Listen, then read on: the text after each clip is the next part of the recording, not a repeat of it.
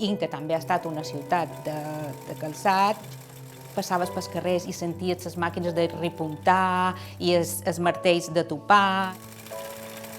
En aquell moment tothom estava tan així, les coses agotades i que tothom demanava i tothom dic, hem d'ajudar de qualque manera.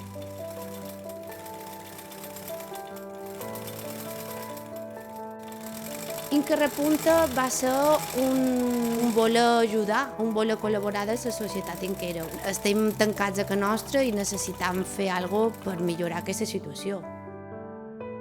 Jo vaig entendre que de la mateixa necessitat que nosaltres com a infermeres tenim la necessitat d'oferir cuidar-nos, oferir cures als nostres pacients, ells tenien de qualque manera la necessitat de cuidar-nos a nosaltres. Hi havia moltes persones o senyores que repuntaven que ja no tenim per la crisi que hi ha hagut descalçat, sobretot a Inca, que era la ciutat descalçat, que no hem pogut tornar a repuntar i la veritat que sí, que ha estat un al·licient és poder repuntar mascaretes i tornar a recordar el que era a repuntar una sabata.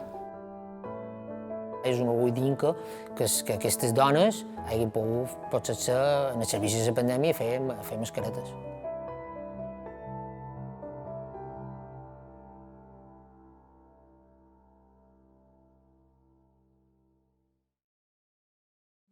La meva experiència dins el món del calçat, de tota la vida. Jo anava a escola i ja deia que volia ser sabatera. I en aquest carrer hi havia unes dues germanes que ensenyaven a fer sabates, ensenyaven a persones a cosir, i jo hi vaig anar. Hi vaig anar 2 anys, m'ensenyaren a fer tot el corte, de lo primer a lo darrer, i llavors vaig fer feina, me compraren aquesta màquina quan vaig venir aquí, a fer feina aquí, que ja en sabia, i vaig fer més un any de feina aquí, i llavors me van venir a cercar per anar a Can Llorenç Fluixà. A Can Fluixà començaren a llevar gent, també vaig fer feina a casa nostra en sabates, però, clar, els 2 nens petits que anaven a escola, la predina, la sogra, i llavors en Pere se va posar malalt i ja acabàrem el negoci. Ara me dedico a caçar papallones.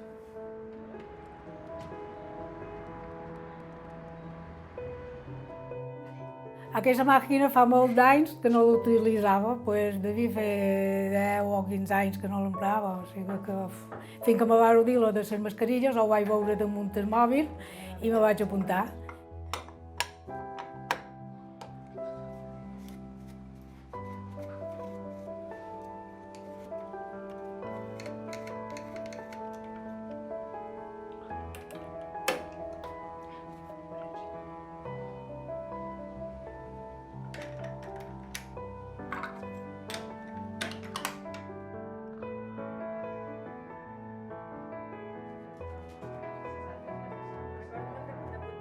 En realitat, quan va començar tota la pandèmia, el confinament i tal, ens va venir tot una mica tot de sobte, no molt ràpid, i ens vam trobar que, tots sabeu, que ens faltaven equips de protecció, no n'hi havia abastament per poder cobrir totes les necessitats que se generaven en aquell moment. Dins d'aquest context va contactar qualcú de l'Ajuntament, va contactar la nostra gerent, Anna Soler, i sé que li va oferir, diguéssim, un poquet l'ajuda que la comarca i el poble oferia per poder fer alguna cosa, per poder fer alguna cosa i poder-nos ajudar. De quina manera ens podien ajudar i que oferien confeccionar mascaretes si feia falta. En el principi ens va parèixer tot una mica estrany, confeccionar mascaretes, però han d'estar homologades, han de ser unes mascaretes correctes i tal.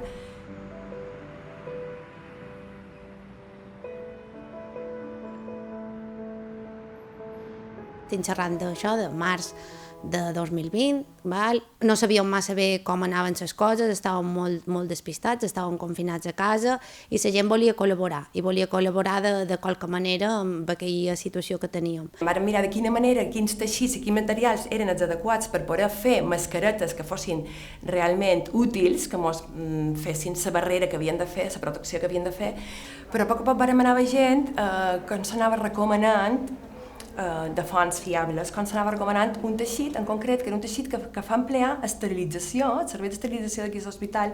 Per fer les mascaretes és vera que l'hospital mos donava la tela, però necessitàvem fil ferro per adaptar-les en el nas i necessitàvem elàstics o alguna per aguantar-les. Van acabar les existències d'elàstic de tota la comarca del Reguer i van ser molta gent que m'ho va regalar, gent que tenia fàbrica, gent que s'havia dedicat i tenia magatzem plen d'elàstics que m'ho van regalar. Nosaltres vam decidir, des de l'àrea de participació, fer un cartell i anunciar-ho per xarxes municipals i vàrem començar a rebre multitud perquè era contacte via WhatsApp, multitud de WhatsApps que no donàvem abast a contestar, de gent que s'oferia per col·laborar. Pues ma mare ja era repuntadora i a través d'ella pues, vaig conèixer el món del calçat, m'agradava repuntar i me vaig apuntar pues, amb una senyora a aprendre a repuntar.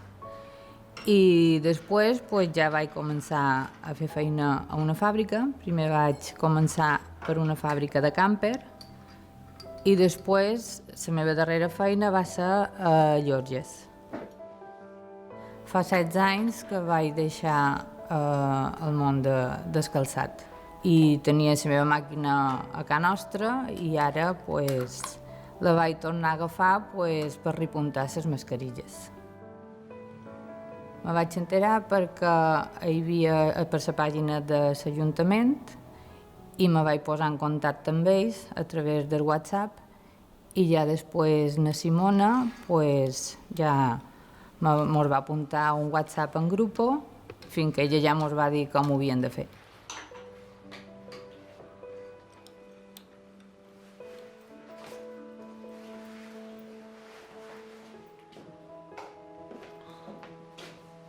La meva relació en el món del calçat ve de nina, des que vaig néixer. Mon pare era patronista, com jo, i ma mare era repuntadora. De llavors, des que tenia 18 anys, vaig fer feina a Ferruig fins als 45. En 45, l'empresa va tancar, se va desplaçar a Madrid i jo vaig passar en el paro.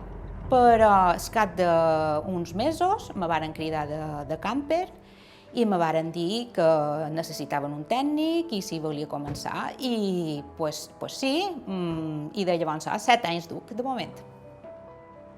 El procés de confeccionar les mascaretes i tal, des d'un principi me va recordar moltíssim com se treballa a una fàbrica de calçat. Repartir porta a porta el material per fer la feina.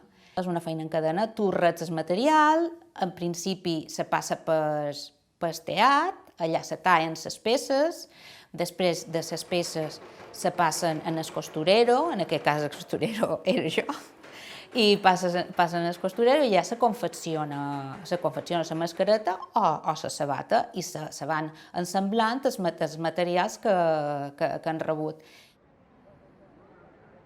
La feina consistia, una, en coordinar totes les demandes de gent que volia col·laborar, que no donàvem abast perquè no teníem material suficient.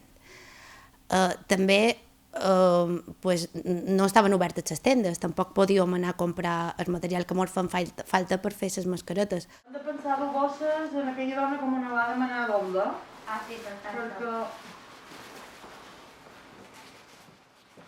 I en tot això, ells feien unes bosses i a dins cada bossa posaven 3 papers, 3 fulles grosses. D'aquestes poden confeccionar tantes mascaretes. Ens proporcionaven els metres d'elàstic corresponent perquè nosaltres poguéssim fer aquest número de mascaretes i al mateix temps també els ferros. Així que cada un de nosaltres 3 que repartíem teníem un poc el contacte amb la persona. Y recuerdo, pues era las rutas que hacíamos preparando los pedidos y luego buscando todas las calles de la cantidad de gente que participó haciendo mascarillas y dando material. O sea, para mí eso fue el recuerdo bonito que tengo, es pues toda esa gente que quiso aportar y ayudar y luego pues ir a sus casas a llevarles estas cosas y lo agradecidos que eran con nosotros. Sí, la verdad es que fueron unos días muy moviditos y bueno, i la gent mos va rebre amb els braços oberts, mos donava per anar, mos donaven també nin dibuixos perquè li duguéssim a l'hospital, en els infermers, en els metges, i la veritat és que estava molt bé. Van ser un dia molt intensos, però que ho recordam, jo crec que mos ha fet petjar de tots i està, no sé, ha quedat dins nosaltres ja això. Estàvem tot el dia en el carrer, amb els cotxes repartint i contactant amb molta gent. Sí que és vera que prenien totes les mesures que podíem prendre també per a aquestes persones. Nosaltres el que volíem és que aquestes persones tampoc se posessin en risc, així que intentàvem t'avisi i te penys la bossa a l'entrada i era un poc així.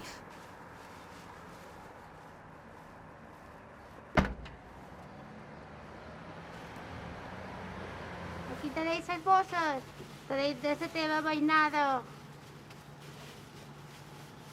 Pensa que vendré la setmana que ve a cercar-les. Gràcies. Me tocaven, me donaven la bossa.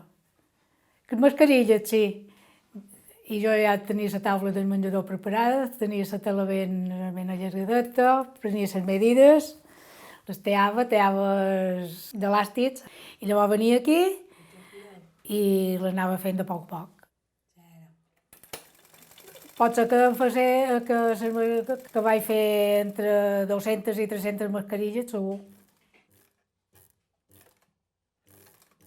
Després, quan les entregava a l'hospital, feia fotos a les infermeres que les rebien i els mos enviava. Mira, han rebut les vostres mascaretes, vos donen les gràcies. Era una manera de veure molt les cares i de que, sobretot, elles vessin l'ús que li estaven donant en aquesta cosa que elles fabricaven, no? Algo que no se pensava mai que pogués tenir tanta utilitat.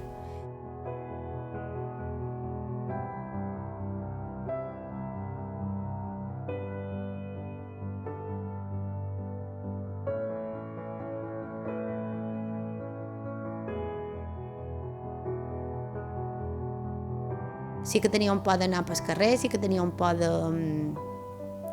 d'anar a cases de gent, sí que tenia un por d'anar a l'hospital. Clar, l'hospital era com... estava buit, jo pareixia que no... I anar allà pues, te feia respecte. Arribar a casa i ficar-me a la dutxa i com que, no sé, pareixia que l'aigua calenta era com... i te dutxaves d'arribar abajo tots els dies i cada vegada que sorties amb aigua que sorties tota vermella, no? Però bé, tot va anar bé i bueno, i seguim en la lluita. Les mascarilles, en principi, eren bones de repuntar, no tenien problema. Això és igual que cosi una bubutxa, com aquell qui diu. Mos vàrem passar un vídeo de com havien de montar la mascareta. Cortaréis un trozo de papel de este que os he enseñado, un rectángulo de aproximadamente, yo las medidas que os paso creo que son las, vamos, que parece que son las correctas, pero si es un poco más grande tampoco pasa nada. Yo he calculado unes instruccions que era un vídeo casolà que vam fer nosaltres, explicant-los com havien de ser les mascaretes, com havia de ser l'elàstic, quina longitud havia de tenir l'elàstic. L'hospital ens va donar una mascareta de mostra i vaig dir, bueno, pues jo més o menys sé fer el patró i en el simulador jo te gravaré i farem un vídeo. Aquest vídeo hi havia una lota, que no en Cati, que ens explicava com que de cada fulla podien sortir una sèrie de mascaretes, tot tenia un patró adaptat per a aquestes fulles que ens proporcionava l'Hospital d'Inca. ¿Lo veis? Y volvéis a hacer un pespunte por aquí. Me telefonaven de per la Pobla i amigues meves de per el Cudí que m'havien... que t'has fet influencer? I jo, unes riades que me moria. Mira, per exemple, aquestes són les mascaretes que ens varen fer des de les repuntadores que estaven comentant. Les varen fer exactament igual que una mascareta quirúrgica que se replega. Això era el patró per tallar les mascaretes i això ho posaven damunt les teles i m'on havien de sortir de 8. Després aquí hi havia la marca de on havien de doblegar les mascaretes, les ratxetes amb els puntets de on havien de marcar per fer els doblets, i aquí el que havien de doblegar per posar el ferret de damunt el nas. Després marcàvem amb un llapis on havien d'anar els pliegues. Això era després quan repuntàvem i anàvem plegant, i això era el final de la mascareta, com quedava la mascareta feta i acabada. Claro, quan ens arribaven aquestes mascaretes, aquest és el teixit que comentàvem, que ens ha donat servei d'esterilització, pues les posàvem un poquet de veu i els enviàvem a esterilitzar. No eren, diguéssim, homologades, amb la qual nosaltres, per personal sanitari, no els hi podíem donar, però sí que els hi podíem emplear per tantes i tantes persones que necessitaven protegir-se també, no? Gràcies a aquestes primeres col·laboracions va sortir una espècie d'interès de cara per part de moltes empreses de la comarca, de Mallorca en general també, d'Inca, per ajudar el personal sanitari a donar-nos, a fer-nos sentir bé, no? Empreses com, per exemple, Camper, que és una empresa d'aquí d'Inca de tota la vida, de sabates, ens va fer una donació de molts d'aparells de sabates. A part d'aquesta donació de sabates, que va ser una donació bastant important, hi ha un altre tema que se van posar d'acord un grup de gent que treballava, que tenien una impressora 3D a casa, o la seva empresa tenia una impressora 3D, i podien imprimir, diguéssim, una espècie de diademes que servien per posar-nos les pantalles de protecció. Ho van posar a imprimir visseres i no diàriament, però cada 2 o 3 dies passaven a replegar aquesta peça que havien aconseguit fer en l'impressora 3D de Camper per després acabar de fer tot, diguéssim, s'acabat de la vissera per poder entregar a hospitals i infermers.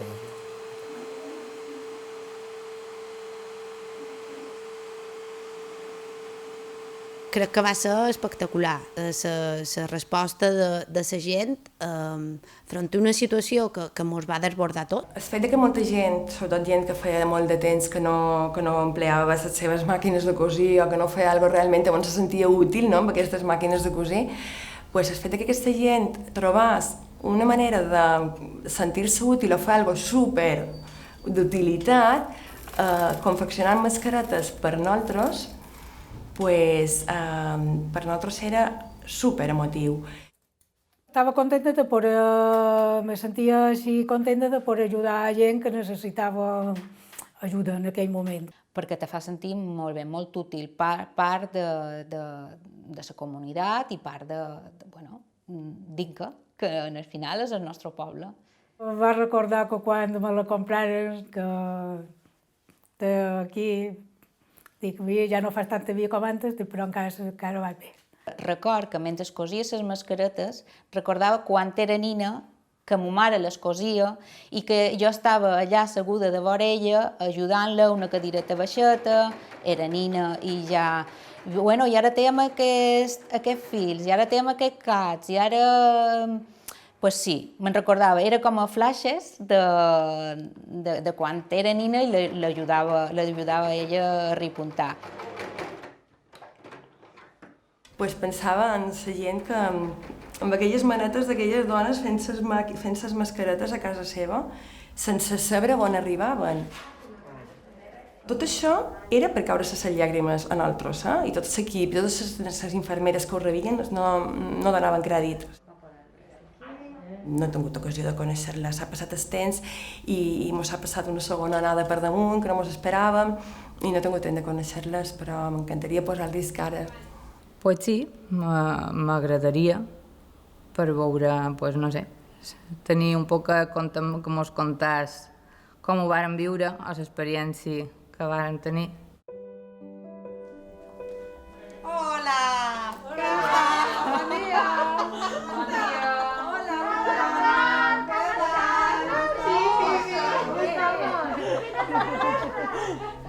Hola, bon dia. Hola, Simona. Com va? Mira, el present de Victòria. La Victòria era la que jo li duia les mascaretes allà. Hola. Con el coche, que acaba con el coche rojo. Carregada de casa. Carregada. I deixàvem allà les mascaretes i les bates que vosaltres cosíeu. És que tenia tantes ganes de conèixer-vos perquè has fet el que vos deia, no? De posar-vos cara. I sobretot perquè la Simona també m'ha dit la quantitat de gent que estava implicada i vosaltres sou una representació de lo que éreu. Mínima.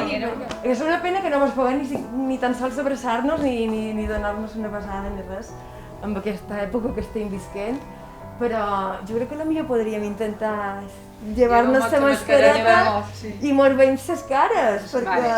Mos veiem perquè mos coneixem. Serem un poc més. A partir d'ara ja sabem qui som, si mos veiem mos saludam, per Inca o per on sigui, i bueno, mos queda pendent un sopar.